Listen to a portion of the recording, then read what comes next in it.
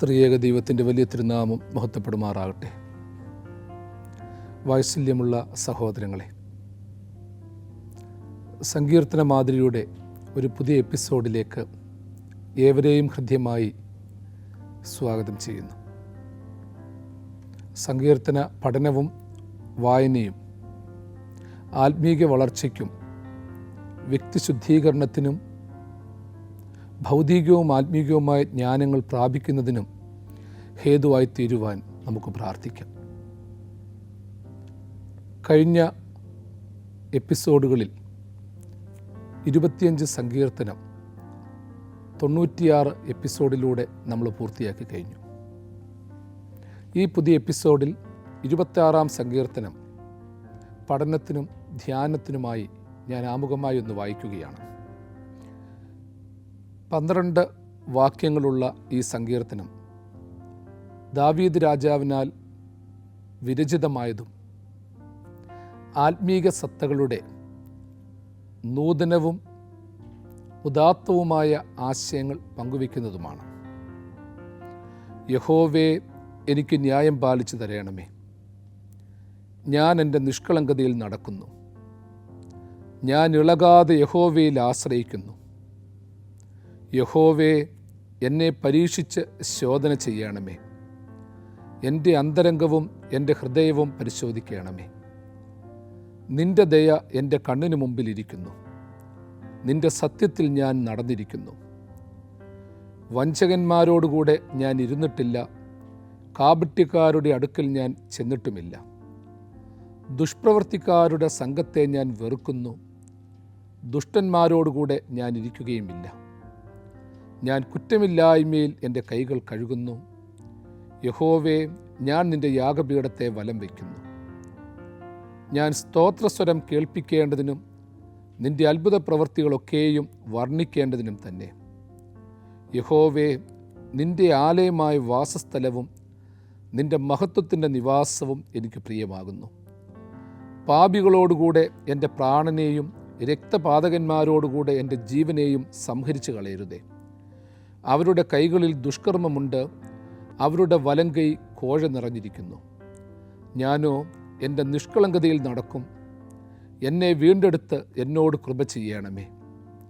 എൻ്റെ കാലടി സമനിലത്ത് നിൽക്കുന്നു. സഭകളിൽ ഞാൻ യഹോവയെ വാഴ്ത്തും. നാം അനേകം തവണ വായിച്ചിട്ടും ധ്യാനിച്ചിട്ടുമുള്ള, ഏതു സംസ്കാരത്തിലും ജാതിയിലും വർഗത്തിലും ഉള്ളവർക്ക് ഒരു ധ്യാനത്തിനും മനനത്തിനുമായി ഉപയോഗിക്കാവുന്ന വാക്കുകളാണ് ഈ സങ്കീർത്തനത്തിലുള്ളത്. സങ്കീർത്തനക്കാരൻ ഒരേ സമയം അവൻ്റെ വ്യക്തിജീവിതത്തിൻ്റെ ശുദ്ധിയെയും അതോടൊപ്പം താൻ പ്രാപിക്കേണ്ട, താൻ എത്തിച്ചേരേണ്ട ആത്മീകമായ ഔന്നത്യത്തെയും ഈ സങ്കീർത്തനത്തിലൂടെ വരച്ചു കാണിക്കുന്നു. വാമൊഴിയായി പറയുന്ന, സാക്ഷിക്കുന്ന അനുഭവങ്ങൾക്കപ്പുറം വരമൊഴിയായി പങ്കുവയ്ക്കുന്ന ചിന്താധാരകൾ പലപ്പോഴും ശ്രേഷ്ഠമായി മാറാറുണ്ട്. പറഞ്ഞുവിടുന്നത് ഒരുപക്ഷെ അത് പല സ്ഥലങ്ങളിൽ പല സമൂഹത്തിലേക്ക് എത്തുമെങ്കിലും എഴുതപ്പെട്ട സാക്ഷ്യങ്ങൾ എത്ര കാലം കഴിഞ്ഞാലും അത് മാഞ്ഞു പോകുന്നില്ല. ഏതു ഭാഷയിലും ഏത് ഈണത്തിലും രാഗത്തിലും അത് പാടുവാനും സാക്ഷിക്കുവാനും സാധിക്കും. സങ്കീർത്തനങ്ങൾ പ്രത്യേകിച്ച് യഹൂദന്മാരുടെ പാട്ടുപുസ്തകമായി ഉപയോഗിച്ചിരുന്ന പുസ്തകമാണ്. ഇന്ന് വിശ്വാസികൾ എന്നുള്ളതിലുപരി ഏതെങ്കിലും ഒരു മതവിഭാഗത്തിൽ ഉപയോഗിക്കുന്നു എന്നുള്ളതിനേക്കാൾ ഉപരി ശാസ്ത്രീയമായ, ആത്മീകമായ, താത്വികമായ നിലവാരത്തിൽ ഔന്നത്യം പ്രാപിച്ചവരും ഈ സങ്കീർത്തനങ്ങൾ ഉപയോഗിക്കാറുണ്ടെന്നുള്ളത് ഒരു യാഥാർത്ഥ്യമാണ്. ഈ സങ്കീർത്തനത്തിലെ ആദ്യ ചില ഭാഗങ്ങൾ ഇന്നത്തെ എപ്പിസോഡിൽ ധ്യാനത്തിനു വേണ്ടി നമുക്കെടുക്കാം. യഹോവേ, എനിക്ക് ന്യായം പാലിച്ചു തരയണമേ. ഞാൻ എൻ്റെ നിഷ്കളങ്കതയിൽ നടക്കുന്നു. ഞാൻ ഇളകാതെ യഹോവയിൽ ആശ്രയിക്കുന്നു. ഈ വാചകങ്ങൾ നാം മുൻപ് പങ്കുവച്ചിട്ടുള്ളതും ഇനി പങ്കുവയ്ക്കുവാനുള്ളതുമായ മറ്റു സങ്കീർത്തനങ്ങളിലും ആവർത്തിച്ചു വരുന്നുണ്ട്. ന്യായം പാലിച്ചു തരണമെന്നുള്ള യാചന എല്ലാ വ്യക്തികളിലുമുണ്ട്. മനുഷ്യജീവിതത്തിലെ ചില പ്രത്യേക സാഹചര്യങ്ങളിൽ നമുക്കൊത്തിരി കടുംപിടുത്തമുണ്ട്. ചെറുപ്രായത്തിൽ ന്യായവും അന്യായവും ഒന്നും വിലയിരുത്തുവാനും അതിനെ വ്യവച്ഛേദിക്കുവാനും നമുക്ക് സാധിക്കാതെ വരും. നമ്മൾ എന്താഗ്രഹിക്കുന്നുവോ ആ ആഗ്രഹിക്കുന്നത് നമ്മൾക്ക് ലഭ്യമാകണം.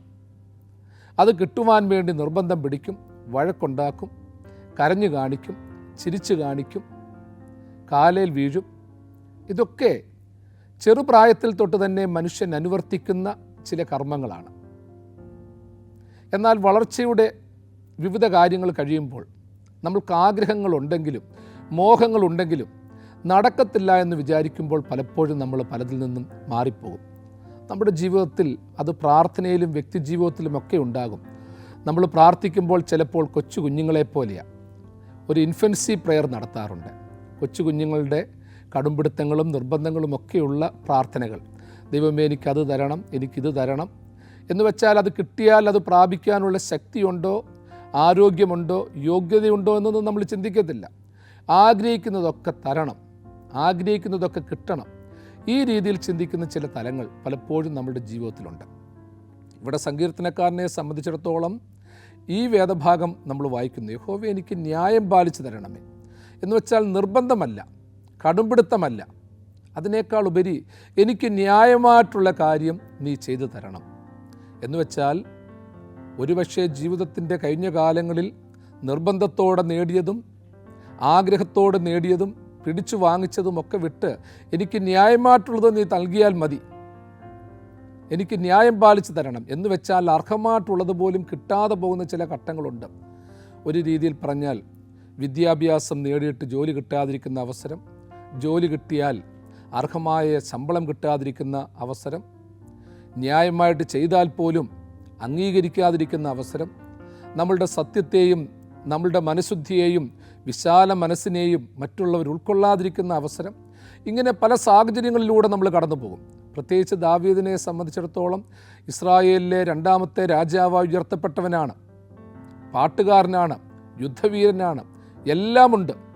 പക്ഷേ എല്ലാം ഉണ്ടെങ്കിലും ഭരണാധികാരിയായിട്ടും അവന് പോലും ന്യായം കിട്ടാതിരിക്കുന്ന അവസരമുണ്ട്. യഹോവേ എനിക്ക് ന്യായം പാലിച്ചു തരണമേ എന്ന് ഒരു വ്യക്തി, ഒരു ഭക്തൻ ദൈവസന്നിധിയിൽ പ്രാർത്ഥിക്കുമ്പോൾ, സർവേശ്വരൻ്റെ മുൻപാകെ യാചിക്കുമ്പോൾ അതിന് അടിസ്ഥാനപരമായി മറ്റു ചില കാര്യമുണ്ട്.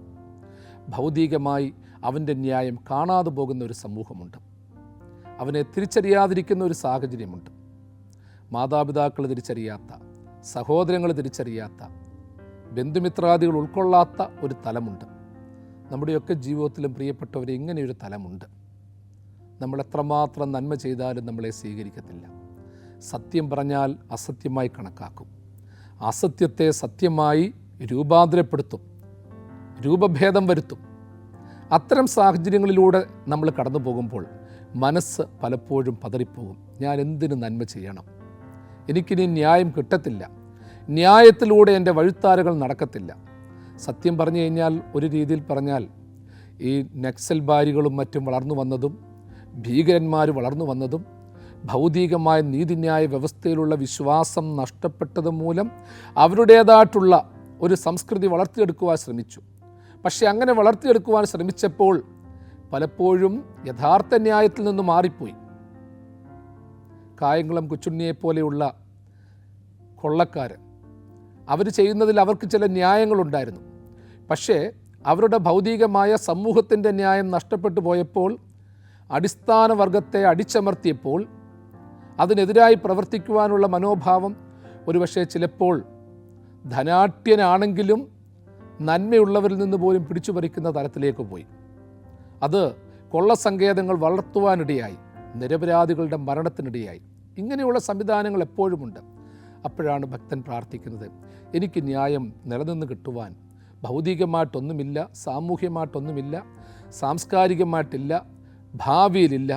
അതുകൊണ്ട് ദൈവസന്നിധിയിലേക്ക് നോക്കുക. ദൈവമേ, നീ എനിക്ക് ന്യായം പാലിച്ചു തരണം. ഒരു മനുഷ്യൻ്റെ ജീവിതത്തിലെ ചില പ്രത്യേക സാഹചര്യങ്ങളിൽ കടന്നു പോകുമ്പോൾ, പൂർണ്ണതയിലെത്തുമ്പോൾ അവൻ പ്രാർത്ഥിക്കുന്ന പ്രാർത്ഥനയാണത്. ദൈവമേ, നീയാണ് എൻ്റെ ന്യായം. എൻ്റെ വിദ്യാഭ്യാസവും എൻ്റെ ആരോഗ്യവും എൻ്റെ സ്നേഹിതരും എൻ്റെ ഭാവിയും ചുറ്റുവട്ടവുമൊക്കെ എനിക്കെതിരാകുന്നു. എല്ലാവരും കണ്ണടയ്ക്കുന്നു.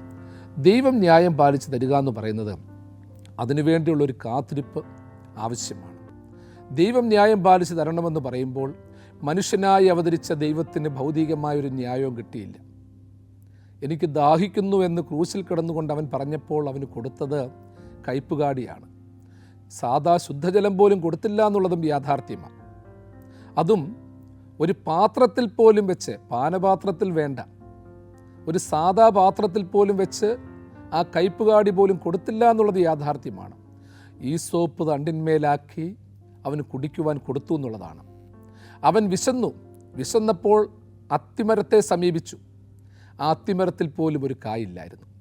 അപ്പോൾ വിശന്നപ്പോഴും ദാഹിച്ചപ്പോഴും ന്യായം നിഷേധിക്കപ്പെട്ട സർവശക്തനായ ദൈവം നമ്മളുടെ മുൻപിലുണ്ട്. അവൻ ക്രൂശിന്മേൽ മരിച്ചപ്പോൾ അവന് ന്യായമായി കിട്ടേണ്ടതായിട്ടുള്ള അവകാശങ്ങളുണ്ടായിരുന്നു, അംഗീകാരങ്ങളുണ്ടായിരുന്നു. ന്യായവിധി സമയത്ത് അവന് കിട്ടേണ്ട ന്യായങ്ങളുണ്ടായിരുന്നു. ബന്ധുമിത്രാദികൾ അകന്നപ്പോഴും കൂടെ ഉണ്ടായിരുന്ന ശിഷ്യന്മാരകന്നപ്പോഴും കർത്താവിനോടൊപ്പം എപ്പോഴും ഉണ്ടായിരുന്ന പത്രോസ് പോലും ഞാനവനെ അറിയുന്നില്ല എന്ന് പറഞ്ഞപ്പോഴും വ്യസനിക്കാതിരുന്ന ദൈവമുണ്ട്. അതുകൊണ്ട് എൻ്റെ വാത്സല്യമുള്ളവരെ, ദൈവമേ നീ എനിക്ക് ന്യായം പാലിച്ചു തരണമേ എന്ന് നമ്മൾ പ്രാർത്ഥിക്കുമ്പോൾ പോലും ഭൗതികമായ എല്ലാ ന്യായങ്ങളും നിഷേധിക്കപ്പെട്ട ദൈവത്തിൻ്റെ തിരുമുഖം നമ്മളുടെ മുൻപിൽ ഉണ്ടാകണം. പക്ഷേ ഘട്ടം ഘട്ടമായി അവനറിയാം, ന്യായം നിഷേധിക്കപ്പെട്ടവൻ്റെ വേദന തമ്പുരാൻ അറിയാം. ന്യായമില്ലാത്തവൻ്റെ ന്യായമായി എൻ്റെ ദൈവം അവതരിക്കും. അർഹതപ്പെട്ടത് ഇന്നും നാളെയുമായി കിട്ടും. എൻ്റെ ദൈവമാർക്കും കടക്കാരനല്ല. ആ ഒരു ചിന്താധാര ഉണ്ടാകണം. അതുകൊണ്ടാണ് പാട്ടുകാരൻ പാടിയത്, സ്വന്ത സഹോദരർ തള്ളിക്കളയുമ്പോൾ യൗസേപ്പിൻ ദൈവമെൻ കൂട്ടാളിയാണേ.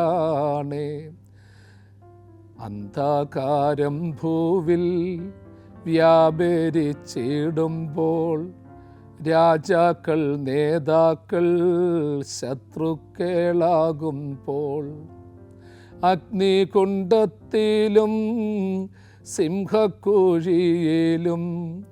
യൗസേപ്പിൻ ദൈവമെൻ കൂട്ടാളിയാണേ. ഒരു വിശ്വാസിയുടെ, ഒരു നല്ല ഭക്തൻ്റെ, ഒരു നല്ല മനുഷ്യൻ്റെ മനസ്സിൽ എപ്പോഴും കടന്നു വരേണ്ട ഒരു കാര്യമാണ്, എനിക്ക് ലോകത്തിൽ ന്യായം നിഷേധിക്കപ്പെട്ട അവസരങ്ങൾ ഒത്തിരിയുണ്ട്. ആ ന്യായത്തിന് വേണ്ടി ഞാൻ ഒരുപാട് വെമ്പിയിട്ടുണ്ട്. മാതാപിതാക്കളെ നോക്കി, ഗുരുജനങ്ങളെ നോക്കി, പ്രിയപ്പെട്ടവരെ നോക്കി, അധികാരികളെ നോക്കി. അവരൊന്നും എൻ്റെ ന്യായം പരിപാലിക്കുവാൻ വന്നില്ല. എനിക്ക് ന്യായം പാലിച്ചു തന്നാൽ അവരുടെ സുരക്ഷിതത്വം നഷ്ടപ്പെടുമെന്നും, എനിക്ക് ന്യായം പാലിച്ചു തന്നാൽ അവരുടെ നിലനിൽപ്പ് അപകടത്തിലാകുമെന്നും, എന്നോട് പുഞ്ചിരിയോടെ ഇടപെട്ടാൽ അവർക്ക് ചില നഷ്ടങ്ങൾ ഉണ്ടാകുമെന്നും ചിന്തിച്ച അവർ പലപ്പോഴും കാലികമായി സാഹചര്യങ്ങൾക്കനുസരിച്ച് എന്നെ മറന്നു, എൻ്റെ നേരെ കണ്ണടച്ചു. എന്നാലും എനിക്കൊരാശ്രയമുണ്ട്. ആ ദൈവം എന്നെ കൈവിടത്തില്ല. ദൈവത്തോട് ന്യായം പാലിക്കുവാൻ തക്കവണ്ണം ആവശ്യപ്പെടുമ്പോഴും ഭൗതികമായി ന്യായം നിഷേധിക്കപ്പെട്ട ദൈവത്തിൻ്റെ മുഖവും എൻ്റെ മുൻപിലുണ്ടാകണം. എൻ്റെ കർത്താവിന് നിഷേധിക്കപ്പെട്ട ന്യായത്തിൻ്റെ 1,00,000 പോലും എനിക്ക് നിഷേധിക്കപ്പെട്ടിട്ടില്ല എന്നുള്ള യാഥാർത്ഥ്യവും നമ്മളുടെ മനസ്സിലൊക്കെ ഉണ്ടാകണം. ആ ചിന്താധാരയോടെ മുൻപോട്ട് പോകുമ്പോൾ ന്യായം കിട്ടാതിരിക്കുമ്പോഴും ന്യായം നിഷേധിക്കുമ്പോഴും ന്യായത്തിന് വേണ്ടി ആഗ്രഹിക്കുന്നവരുടെ മനസ്സ് നമ്മൾക്ക് തിരിച്ചറിയാൻ പറ്റുമെന്നുള്ളതൊരു യാഥാർത്ഥ്യമാണ്. ഏറ്റവും കൂടുതൽ ന്യായത്തിന് വേണ്ടി, നീതിക്ക് വേണ്ടി ഇറങ്ങി പുറപ്പെട്ടവർ ലോകത്തിൽ നിന്ന് ഏറ്റവും കൂടുതൽ ന്യായം കിട്ടിയവരല്ല, ന്യായം ലഭിക്കാതെ പോയവരാ. മഹാത്മാഗാന്ധിയെ സംബന്ധിച്ചിടത്തോളം അദ്ദേഹം ട്രെയിനിൽ യാത്ര ചെയ്തപ്പോൾ വെള്ളക്കാരനോടൊപ്പം ഇരുന്നപ്പോൾ അതിഷ്ടപ്പെടാത്ത വെള്ളക്കാരൻ തൻ്റെ ഷൂസ് ഉയർത്തി ഗാന്ധിയെ തൊഴിക്കുകയും അദ്ദേഹത്തിൻ്റെ പല്ല് തകർക്കുകയും ചെയ്തിട്ടുണ്ട്. വിദ്യാഭ്യാസം നേടുവാൻ ചെന്നപ്പോൾ അവിടെ പോലും പ്രശ്നം, താമസിക്കുവാൻ ചെന്നപ്പോൾ അവിടെ പ്രശ്നം. പക്ഷേ അങ്ങനെയുള്ള ഗാന്ധി എൻ്റെ സത്യാന്വേഷണ പരീക്ഷണങ്ങൾ എന്ന പുസ്തകം എഴുതി സ്വാതന്ത്ര്യത്തിനു വേണ്ടി ഇടപെട്ടു. നെൽസൺ മണ്ടേലയെ പോലെയുള്ള വലിയ നേതാവ് തടവറയിൽ കിടന്നു. അപ്പാർത്തൈഡ് എന്ന് പറയുന്ന വർണ്ണവിവേചനത്തിനെതിരായി പ്രവർത്തിച്ചു. അദ്ദേഹത്തെ സംബന്ധിച്ചിടത്തോളം ന്യായം പൂർണ്ണമായി നിഷേധിക്കപ്പെട്ട് പതിറ്റാണ്ടുകൾ തടവറയിൽ കിടന്നവനാണ്. അങ്ങനെയുള്ള നെൽസൺ മണ്ടേലയാണ് പിന്നീട് തടവറയിൽ കിടന്നവരുടെ മോചനത്തിന് വേണ്ടി കറുത്തവരുടെ ഉന്നമനത്തിന് വേണ്ടി ഏറ്റവും ശക്തമായി പ്രവർത്തിച്ചത്. അതുകൊണ്ട് ദൈവമേ എനിക്ക് ന്യായം പാലിച്ചു തരണമേ എന്നുള്ള പ്രാർത്ഥനയിൽ നാളെ എൻ്റെ എല്ലാ ന്യായങ്ങളും കിട്ടുമെന്നുള്ളതല്ല. അങ്ങനെ പ്രാർത്ഥിക്കുമ്പോൾ ഈ ലോകത്തിൽ നിന്ന് നഷ്ടപ്പെട്ടു പോയിട്ടുള്ള നീതി കിട്ടാത്തവരുടെ മുഖങ്ങളൊക്കെ നമ്മളുടെ മുൻപാകെ കിട്ടും. നമ്മളൊന്ന് പ്രാർത്ഥിച്ച് നോക്ക് പ്രിയമുള്ളവരെ. പലപ്പോഴും നമ്മൾക്ക് പരാതിയാണ്, എൻ്റെ മക്കൾ എന്നെ തിരിഞ്ഞു നോക്കുന്നില്ല, മരുമോൾ തിരിഞ്ഞു നോക്കുന്നില്ല, കൊച്ചുമക്കൾ നോക്കുന്നില്ല, അവർ വിളിക്കുന്നില്ല. ഇങ്ങനെയൊക്കെ പലപ്പോഴും പരാതിപ്പെടുമ്പോഴും ഒരു നിമിഷം കൂടി നമ്മൾ ചിന്തിക്കണം, ഹൃദയംഗമായിട്ട് ചിന്തിക്കണം. അവരെ നമ്മൾ എത്രമാത്രം തിരിഞ്ഞു നോക്കുന്നു, അവർക്ക് വേണ്ടി എത്രമാത്രം പ്രാർത്ഥിക്കുന്നു, അവരെ എത്ര നമ്മൾ കരുതി, അവർക്ക് കൊടുക്കേണ്ടത് കൊടുത്തു. അല്ല, നമ്മളുടെ പൂർവികരായിട്ടുള്ളവർക്ക്, നമ്മളുടെ മാതാപിതാക്കളായിട്ടുള്ളവർക്ക്, നമ്മളുടെ അമ്മായിയപ്പന്, നമ്മളുടെ അമ്മായിയമ്മയ്ക്ക് നമ്മൾ എന്തൊക്കെ കൊടുത്തിട്ടുണ്ട്, നമ്മളുടെ സഹോദരങ്ങൾക്ക് വേണ്ടി നമ്മൾ എന്തൊക്കെ പ്രവർത്തിച്ചു. എല്ലാവരും പ്രിയമുള്ളവരെ ഇന്ന് നിലനിൽപ്പിന് വേണ്ടിയുള്ള ഓട്ടത്തില്ല. എല്ലാവരും ഇന്ന് അവനവൻ്റെ കാര്യം മാത്രമേ നോക്കുന്നുള്ളൂ. അപ്പോൾ നമ്മൾ ആരുടെയും ന്യായം നിലനിർത്തുവാൻ ശ്രമിച്ചിട്ടില്ല. നമ്മളുടെ ഓട്ടത്തിൻ്റെ ഇടയ്ക്ക് നമ്മൾ സുരക്ഷിതരാകുവാൻ വേണ്ടി പരിശ്രമിച്ചു. ആർക്കൊക്കെയോ കിട്ടേണ്ടതായിട്ടുള്ള അവകാശങ്ങളും അംഗീകാരങ്ങളും നമ്മൾ നേടിയെടുത്തു. ആരെയൊക്കെയോ നമ്മൾ കുറ്റങ്ങൾ പറഞ്ഞു. അപ്പം ന്യായം നിഷേധിക്കുമ്പോൾ യഥാർത്ഥത്തിൽ അത് പരാജിതൻ്റെ അനുഭവമല്ല, മറിച്ച് നമ്മളിലേക്ക് തന്നെ തിരിഞ്ഞു നോക്കുവാനും ചില കാര്യങ്ങൾ ഉൾക്കൊള്ളുവാനും പശ്ചാത്തപിക്കുവാനുമുള്ള അവസരമാണ്. അതുകൊണ്ടാണ് ഞാൻ പറഞ്ഞത്, ന്യായം പാലിച്ചു തരണമേ എന്ന് പറയുമ്പോൾ ന്യായം നിഷേധിക്കപ്പെട്ടവൻ്റെ മുഖം ഒരു ഭാഗത്തുണ്ട്. ഒരിടത്തും ന്യായം ഇല്ലാതിരിക്കുന്നത് കൊണ്ട് ദൈവസന്നിധിയിലേക്ക് തിരിയുന്ന അനുഭവമുണ്ട്. ന്യായം പാലിച്ചു തരണമേ എന്ന് ദൈവത്തിൻ്റെ മുഖത്തേക്ക് നോക്കി പ്രാർത്ഥിക്കുമ്പോൾ ന്യായം നിഷേധിക്കപ്പെട്ട സർവശക്തൻ്റെ മുഖം ഒരു നിമിഷം നമ്മൾ ചിന്തിക്കണം. അതോടൊപ്പം നമ്മൾ മൂലം ന്യായം നിഷേധിക്കപ്പെട്ടവരാരൊക്കെയുണ്ടോ, ആരെയൊക്കെ നമ്മൾ ചതിച്ചിട്ടുണ്ടോ, വഞ്ചിച്ചിട്ടുണ്ടോ, അതൊക്കെ ഒന്ന് നിരപ്പാകാനുള്ള ഒരു അനുഭവമായി കൂടി കാണണം.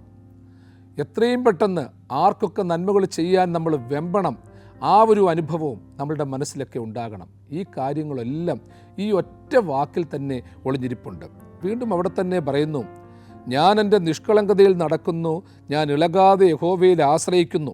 ഇവിടെ സങ്കീർത്തനക്കാരൻ വീണ്ടും അതിലൊരു സെൽഫ് ജസ്റ്റിഫിക്കേഷൻ എന്നുള്ള കാര്യം മാത്രമല്ല, ഒരു സ്വയം ന്യായീകരണമോ നീതീകരണമോ മാത്രമല്ല, അവനവൻ്റെ ജീവിതത്തെ അറിഞ്ഞു പറയുകയാണ്. ഞാൻ എൻ്റെ നിഷ്കളങ്കതയിൽ നടക്കുന്നു, ഞാൻ ഇളകാതെ യഹോവയിൽ ആശ്രയിക്കുന്നു. പ്രിയമുള്ളവരെ, നമ്മളുടെയൊക്കെ ജീവിതത്തിൽ പലപ്പോഴും ലോകമറിയാത്ത ഒരു തലം നമ്മളിലൊക്കെയുണ്ട്. നമ്മൾ എത്ര നീതിമാന്മാരും എത്രമാത്രം വിശുദ്ധരുമെന്ന് പറഞ്ഞാലും മനസ്സാക്ഷി പറയാത്തിടത്തോളം കാലം നമ്മൾ നിർമ്മലരോ നീതീകരിക്കപ്പെട്ടവരോ അല്ല. നമ്മൾ നിഷ്കളങ്കരെന്ന് മറ്റുള്ളവർ പറയും. ചിലപ്പോൾ പറയും അവനൊരു സാധുവാണ്, അവളൊരു പാവമാണ്. അവൻ സാധുവാണെന്നും പാവമാണെന്നും ലോകം പറയുമ്പോഴും യഥാർത്ഥത്തിൽ നമ്മളുടെ മനസ്സാക്ഷി പറയുന്നുണ്ടോ എന്നുള്ളതാ കാര്യം. ഇവിടെ ദാവീദ് പറയുന്നത് മനുഷ്യൻ്റെ മുൻപാകെയല്ല, ദൈവത്തോട് പ്രാർത്ഥിക്കുകയാണ്. എൻ്റെ ദൈവമേ, ഞാൻ എൻ്റെ നിഷ്കളങ്കതയിൽ നടക്കുന്നു, ഞാൻ യഹോവയിൽ ഇളകാതെ ആശ്രയിക്കുന്നു. നമുക്കിന്ന് എത്ര പേർക്ക് പറയാൻ പറ്റും, ഞാൻ എൻ്റെ നിഷ്കളങ്കതയിൽ നടക്കുന്നു, ഞാൻ ഇളകാതെ യഹോവയിൽ ആശ്രയിക്കുന്നുവെന്ന്? നിഷ്കളങ്കതയിൽ നടക്കുക എന്ന് പറയുന്നത് നിസ്സാരമായൊരു സംഗതിയല്ല. യഥാർത്ഥത്തിൽ മുള്ളിൻ്റെ ഇടയിലൂടെ പാദരക്ഷയില്ലാതെ നടക്കുന്നത് പോലെ, യാത്ര ചെയ്യുന്നത് പോലെ, ഒരു രീതിയിൽ പറഞ്ഞാൽ ദുരിതം നിറഞ്ഞൊരു യാത്രയാണ്, പ്രതിസന്ധി നിറഞ്ഞൊരു യാത്രയാണ് നിഷ്കളങ്കതയിൽ നടക്കുക എന്ന് പറയുന്നത്. നിഷ്കളങ്കതയിൽ നടക്കുന്നത് വളരെ ടെൻസ്ഡാണ്. കാരണം നിഷ്കളങ്കനെ സംബന്ധിച്ചിടത്തോളം അങ്ങനെ എപ്പോഴും കാലുവാരാൻ പറ്റത്തില്ല, അഭിപ്രായങ്ങൾ മാറാൻ പറ്റത്തില്ല, തരത്തിനനുസരിച്ച് സംസാരിക്കാൻ പറ്റത്തില്ല, പുഞ്ചിരിക്കാൻ പറ്റത്തില്ല. കാരണം മനസ്സിലേകമായൊരു അടിയുറച്ച ചിന്താധാരയുണ്ട്. ആ നിഷ്കളങ്കത പലപ്പോഴും ഓർത്തോണം. ശലോമോൻ തന്നെ പറയുന്നതാ, തൻ്റെ നീതിയിൽ നശിച്ചു പോകുന്ന നീതിമാനുണ്ട്, നിഷ്കളങ്കതയിൽ ഇല്ലാതെയായി പോകുന്ന നിഷ്കളങ്കനുമുണ്ട്. ഈ ലോകം നമ്മളെ പഠിപ്പിക്കുന്നതാ, ഒരു മനുഷ്യൻ്റെ നിഷ്കളങ്കത കൂടുന്തോറും പ്രതിസന്ധി കൂടും. അതുകൊണ്ട് ആ കുമാരനാശാൻ്റെ വരികൾ ശ്രദ്ധേയമാണ്. ഊനം വിട്ട ഗുണങ്ങളത്ര ഒരുവൻ ഉൾത്താരിൽ വർദ്ധിക്കുമോ, നൂനം ജീവിതം അത്ര ദുസ്സഹമായി തീരുന്നു പാരിൽ സഹേ. ഊനമില്ലാത്ത നിഷ്കളങ്കമായ സ്നേഹം, ഗുണങ്ങൾ ഒരു മനുഷ്യനിൽ കൂടുന്തോറും അതിനനുസരിച്ചുള്ള പ്രതിസന്ധികൾ വന്നുകൊണ്ടിരിക്കും. അപ്പം ഞാൻ എൻ്റെ നിഷ്കളങ്കതയിൽ നടക്കുന്നു എന്ന് സങ്കീർത്തനക്കാരൻ പറയുമ്പോൾ വെറുതെ നമ്മൾ പറഞ്ഞു വിടരുത്, ഓ ആ പുള്ളിക്കാരൻ നിഷ്കളങ്കനായിട്ട് അങ്ങ് നടക്കുക. ഒരുപാട് കുരിശെടുത്തുകൊണ്ടുള്ള യാത്രയാണ്, ഒരുപാട് ബാധ്യത എടുത്തുകൊണ്ടുള്ള യാത്രയാണ്, ഒരുപാട് നൊമ്പരം അനുഭവിച്ചുകൊണ്ടുള്ള യാത്രയാണ്. അതുകൊണ്ട് തന്നെ പ്രിയമുള്ളവരെ ഓർത്തോണം, നിഷ്കളങ്കതയിലായിരിക്കുക എന്ന് പറയുന്നത് കൂടുതലായി ചിന്തിക്കാനുള്ള അവസരമാണ്. നമ്മളിൽ എത്ര പേർക്ക് ആ വഴിത്താരയിലൂടെ പോകാൻ പറ്റുമെന്ന് ചിന്തിക്കണം. പലപ്പോഴും എത്ര പേർക്ക് അതിനെ പിന്തുടരാൻ പറ്റുമെന്ന് ചിന്തിക്കണം. വീണ്ടും പറയുന്നു, ഞാൻ ഇളകാതെ യഹോവയിൽ ആശ്രയിക്കുന്നു. യഹോവയിൽ ആശ്രയിക്കുന്നു, പ്രാർത്ഥിക്കുന്നു, ഭക്തനാകുന്നു എന്ന് പറയുന്നവർ ഒത്തിരി പേരുണ്ട്. അതായത് നമ്മൾ പലപ്പോഴും പറയും, നമ്മളൊരു ബിൽഡിങ് പണിയുമ്പോൾ അതിനുവേണ്ടി പണിയുന്ന തൂണ്, ആ തൂണിന് പോലും ഒരു ഉറപ്പുണ്ട്. അത് ആടി ഉലഞ്ഞു കഴിഞ്ഞാൽ പറ്റത്തില്ല. ഒരടിത്തറ വേണം, നല്ലൊരു അടിത്തറ വേണം. ഇവിടെ പറയുന്ന കാര്യം, ഞാൻ ഇളകാതെ യഹോവയിൽ ആശ്രയിക്കുന്നു എന്ന് വെച്ചാൽ വളരെ ശക്തമായ കോൺക്രീറ്റ് ഇട്ട് പൈലിംഗ് നടത്തി ഉറപ്പിക്കുന്ന തൂണിനേക്കാൾ ഉറപ്പുള്ള ഒരു വിശ്വാസവും ഒരു പ്രവർത്തനവും ഒരു സമീപനവും ഒരു നല്ല ഭക്തനുണ്ടാകണം. ഇവിടെ സങ്കീർത്തനക്കാരൻ പറയുന്നു, ഞാൻ ഇളകാതെ യഹോവയിൽ ആശ്രയിക്കുന്നു. അപ്പോൾ ഇളകിക്കൊണ്ട് യഹോവയിൽ ആശ്രയിക്കുന്നവരുമുണ്ട്, ഇളകാതെ യഹോവയിൽ ആശ്രയിക്കുന്നവരുമുണ്ട്. ഇളകിക്കൊണ്ട് യഹോവയിൽ ആശ്രയിക്കുക, സർവേശ്വരിൽ ആശ്രയിക്കുക എന്ന് വെച്ച് കഴിഞ്ഞാൽ അവനവൻ്റെ കാര്യസാധ്യത്തിന് വേണ്ടി ദൈവത്തെ പിന്തുടരുന്നു, അവനവൻ്റെ ഇഷ്ടത്തിന് വേണ്ടി പ്രാർത്ഥിക്കുന്നു, മറ്റുള്ളവരെ കാണിക്കാൻ വേണ്ടി പ്രാർത്ഥിക്കുന്നു, ഭക്തിയെ പ്രകടനാത്മകമാക്കുന്നു, ഒരു കുരിശു വരയ്ക്കുന്നു, അല്ലെങ്കിൽ ഒരു പ്രാർത്ഥന ചെല്ലുന്നു. ഇതൊക്കെ വിഷയങ്ങളാണ്. നമ്മൾ ഇടപെടുന്ന മേഖലയിലൊക്കെ തന്നെ നമ്മളുടെ സംസാരവും നമ്മളുടെ ശൈലിയും നമ്മളുടെ നോട്ടവും പ്രവർത്തനങ്ങളുമൊക്കെ പതറിപ്പോകുമ്പോൾ അതിൻ്റെ അർത്ഥം യഹോവയിലുള്ള ആശ്രയം വിട്ടുപോകുന്നു എന്നാണ്. നമുക്ക് അസാമാന്യമായ രീതിയിലുള്ള നിരാശ വരുന്നുവെങ്കിൽ, ജീവിതം അവസാനിപ്പിക്കണമെന്ന് തോന്നുന്നുവെങ്കിൽ, ജീവിതത്തിൽ നിന്ന് ഓടി ഒളിക്കണമെന്ന് തോന്നുന്നുവെങ്കിൽ, നന്മ ചെയ്യാൻ താല്പര്യമില്ല എന്ന് തോന്നുന്നുവെങ്കിൽ, ഞാൻ എന്തിനാണ് നന്മ ചെയ്യുന്നതെന്ന് ചിന്തിക്കുന്നുവെങ്കിൽ നമ്മളുടെ വിശ്വാസം ഇളകിക്കൊണ്ടിരിക്കുന്നു. അതായത് ഇവിടെ ഒരു കാര്യം ഓർത്തോണം, യഹോവേ നീ എനിക്ക് ന്യായം പാലിച്ചു തരണമേ എന്ന് പ്രാർത്ഥിച്ച സങ്കീർത്തനക്കാരൻ ചേർന്ന് പറയുകയാണ്, ഞാൻ ഇളകാതെ യഹോവയിൽ ആശ്രയിക്കുകയാണ്, അവനെ വിടാതെ ഞാൻ പിന്തുടരുകയാണ്. യഹോവ എനിക്ക് ന്യായം പാലിച്ചു തന്നില്ല എന്ന് വെച്ച്, എൻ്റെ നിലവിളി കേൾക്കുന്നില്ല എന്ന് വെച്ച് ഞാൻ മാറിപ്പോകാൻ, അകന്നു പോകാൻ ആഗ്രഹിക്കുന്നില്ല. കാരണം ഭൗതികമായി കിട്ടുന്ന ന്യായത്തെക്കാളും ദൈവത്തിനൊരു ന്യായമുണ്ട്. ദൈവം എന്നെ സ്ഥിരപ്പെടുത്തിക്കൊള്ളും. അപ്പോൾ അതുകൊണ്ട് ഏറ്റവും വലിയ പ്രാർത്ഥനയും യാചനയും എന്ന് പറയുന്നത് ദൈവത്തിൽ ഉറച്ചു വിശ്വസിക്കുക എന്നുള്ളതാണ്. അവസാനം വരെയും, അവസാന ശ്വാസം വരെയും ദൈവത്തെ പിന്തുടരുക എന്നുള്ളതാണ്. അതുകൊണ്ട് എൻ്റെ പ്രിയമുള്ളവരെ, നമ്മൾക്ക് ഹൃദയംഗമായി പ്രാർത്ഥിക്കാനുള്ള പ്രാർത്ഥന, കർത്താവായ യേശുവേ വേഗം വരണമേ, എൻ്റെ കർത്താവും എൻ്റെ ദൈവവുമേ എന്നുള്ള വലിയ സാക്ഷ്യം. അത് രോഗം വരുമ്പോഴും, തളർന്നു കിടക്കുമ്പോഴും, ഒറ്റപ്പെടുമ്പോഴും, സാമ്പത്തിക ക്ലേശങ്ങളൊക്കെ വരുമ്പോഴും അത് നമ്മുടെ ജീവിതത്തിലുണ്ടാകണം. ഇന്നിങ്ങനെയുള്ള പ്രതിസന്ധികളൊക്കെ വരുമ്പോഴത്തേക്ക് നമ്മൾ എവിടെ കിട്ടുമെന്ന് വിചാരിച്ച് ഓടിക്കൊണ്ടിരിക്കുകയാണ്.